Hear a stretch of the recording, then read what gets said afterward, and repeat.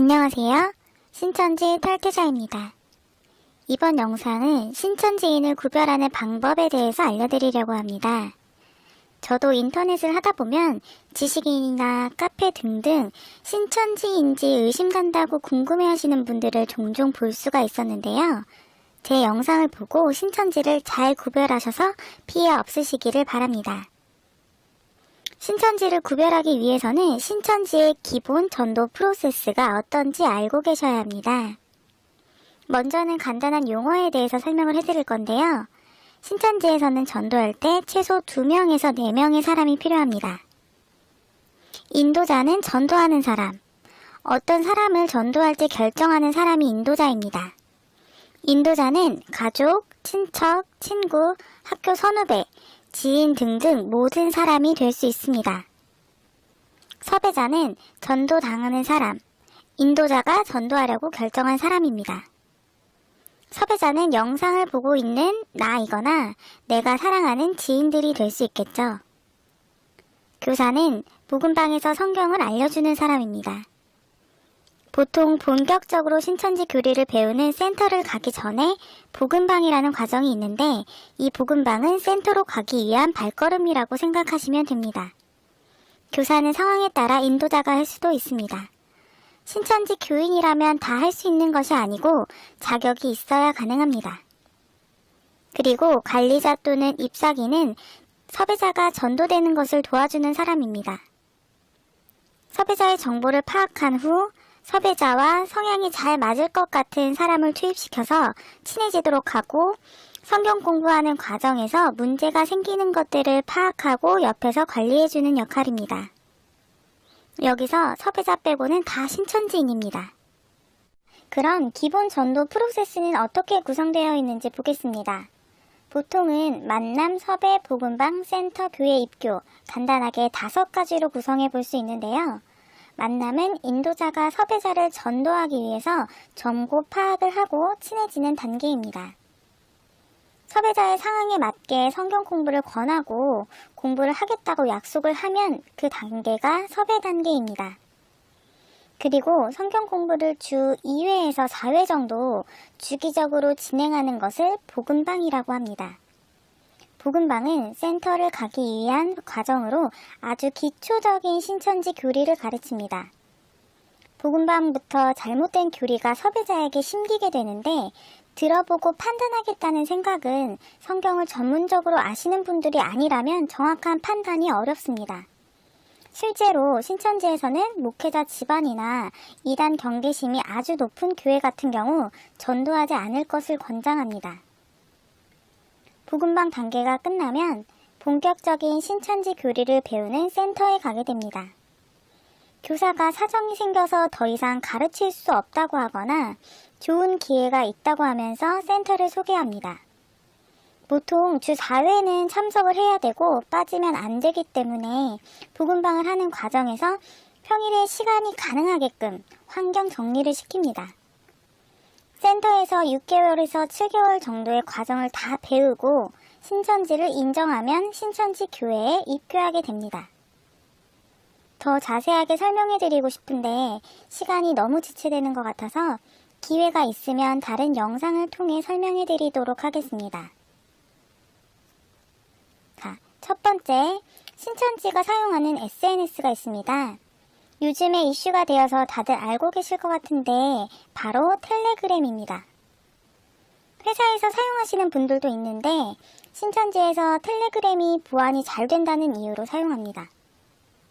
의심이 가는 사람이 있다면 핸드폰에 텔레그램이 있는지 확인해 보면 좋겠지만 보통 확인하기가 어려우니까 본인이 텔레그램을 깔고 의심 가는 사람의 번호가 최근 접속으로 뜨는지 확인합니다.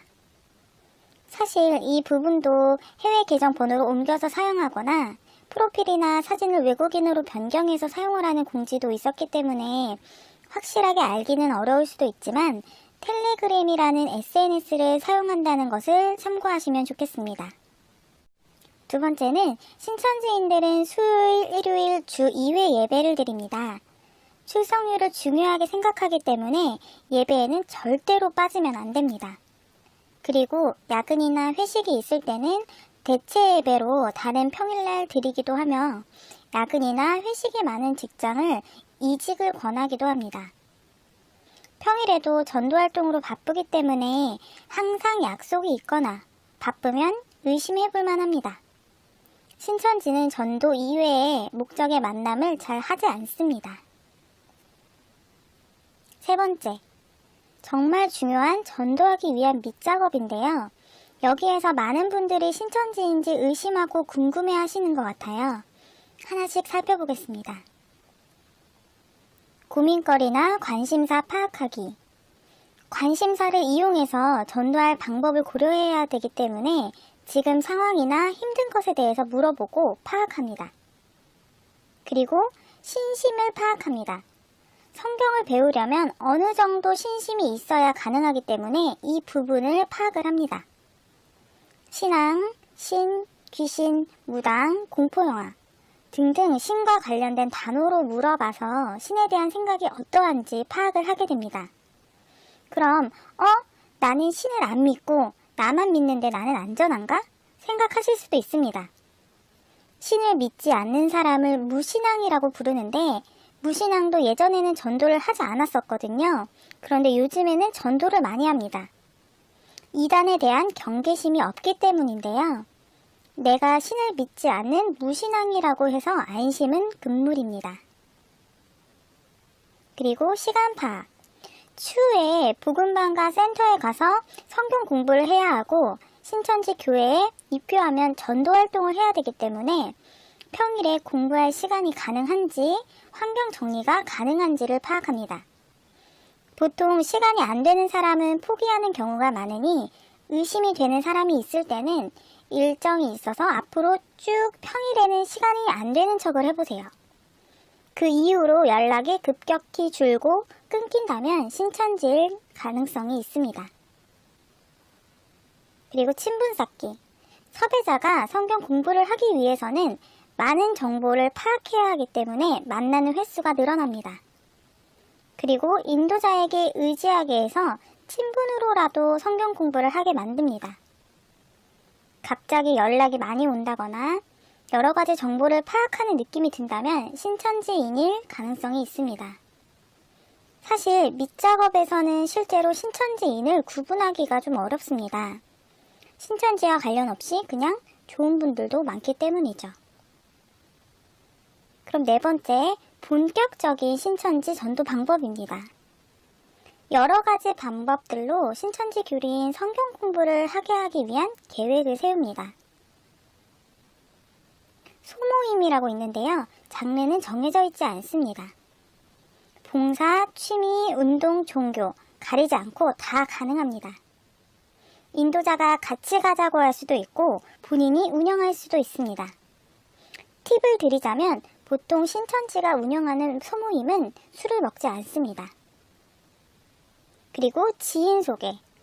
앞에 밑작업에서 섭외자에 대한 정보 파악이 끝나면 섭외자의 고민과 상황에 맞게 도움을 줄 수 있는 인도자의 지인을 소개하게 됩니다.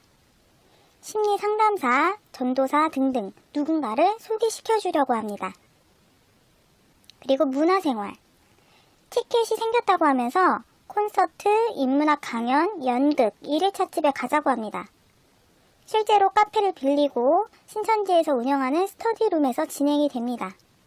그리고 경계심을 낮추기 위해 구나 시에서 운영하는 장소를 대관해서 행사를 열기도 합니다.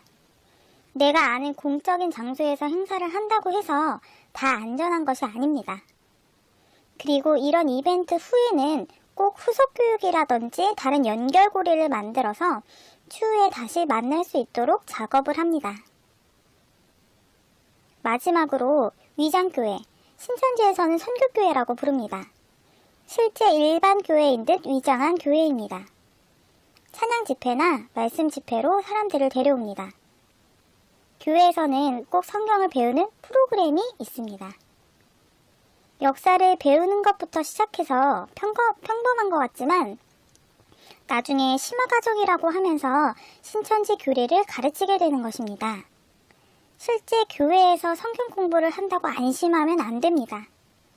그 교회가 실제 어느 소속인지 확인해 보셔야 합니다. 그리고 길거리에서 모르는 사람이 말을 건 적이 있지 않나요? 신천지에서는 길에서 전도하는 것을 노방이라고 부릅니다. 길거리 홍보로 접근하게 되는데요. 이것도 종류가 여러 가지입니다. 동아리, 봉사활동, 일일잣집, 강연 등등 전화번호나 SNS 아이디를 요구합니다. 실제로 인터넷에 회사가 나오거나 명함이 있다고 하더라도 신천지에서 만든 위장 회사인 경우도 있고 명함도 가짜입니다. 요즘에는 네이버 폼을 통한 설문조사도 많이 이용하는데 심리검사나 적성검사, 강연 등 노방을 하게 됩니다. 기본적으로 길거리 설문은 응해 주시지도 말고 개인정보도 주지 마세요. 자, 여기까지 다 들으셨는데요. 헷갈리지만 중요한 것은 딱 한 가지만 기억하면 됩니다. 모든 것에 대한 끝에는 다 성경과 연관을 짓는다는 겁니다. 인문학 강의든 콘서트든 봉사든 모든 만남에서 성경이 언급되면 신천지를 의심해 봐야 합니다. 요즘에는 성경이라고 하면 경계심이 높기 때문에 유대인 교육법이라고 언급을 하니까 이 부분도 꼭 알고 계세요. 내가 만나는 사람이 성경에 대해서 이야기를 하고 성경에 관련된 지속적인 모임을 갖자고 권한다면 신천지임을 의심해 보셔야 합니다. 혹시 의심이 되는 모임이나 지인들이 있다면 댓글에 달아주세요. 정황상 신천지인이 맞는지 아닌지 답변을 달아드리겠습니다. 마지막으로 어플 하나 소개해드리려고 하는데요. 신천지 교회 찾기 어플입니다. 신천지랑 가까워지면 알림이 울리니 궁금하신 분들은 한번 사용해보시면 좋을 것 같습니다. 영상이 도움이 되셨다면 구독, 좋아요 눌러주시면 감사하겠습니다. 항상 도움이 되는 영상을 만들 수 있도록 노력하겠습니다. 그럼 다음 영상에서 뵐게요.